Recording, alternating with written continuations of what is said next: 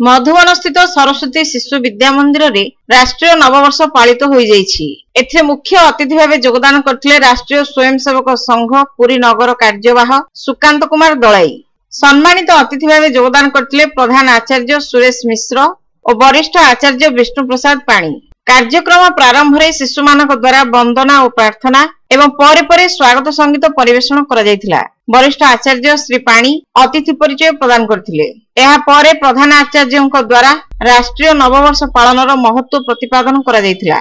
दशम श्रेणी छात्र प्रीतम षडंगीଙ୍କ द्वारा व्यक्तिगत संगीत गान परे मुख्य अतिथि राष्ट्रीय नववर्ष उपरे आलोकपात करथिले। एहा परे सांस्कृतिक कार्यक्रम परिवेषण करा जायथिला। षष्ठ श्रेणी छात्री सुश्री पर्णवी मिश्रଙ୍କ द्वारा संबलपुरी नृत्य परिवेषण करा जायथिला। या परे तृतीय रु पंचम श्रेणी मध्य अनुष्ठित चित्रांकन प्रतियोगिता रे ज्योति प्रकाश पंडा प्रथम, आदित्य नायक द्वितीय और रजत कुमार जेना तृतीय स्थान अधिकार करथिले। सेहीपरि अभिनंदन पत्र प्रस्तुति रे बालवर्गर साई आदित्य नारायण प्रथम, कृष्णा प्रियदर्शिनी विश्वई द्वितीय और किरण माणिक तृतीय स्थान और किशोर वर्ग रे देवाशीष पढ़ियारी प्रथम, स्मृति स्नेहा राउत द्वितीय और विश्वजीत महाराणा तृतीय स्थान अधिकार करी पुरस्कृत होइथिले। शेषरे आचार्य तपस्विनी पट्टनायक धन्यवाद अर्पण करथिले।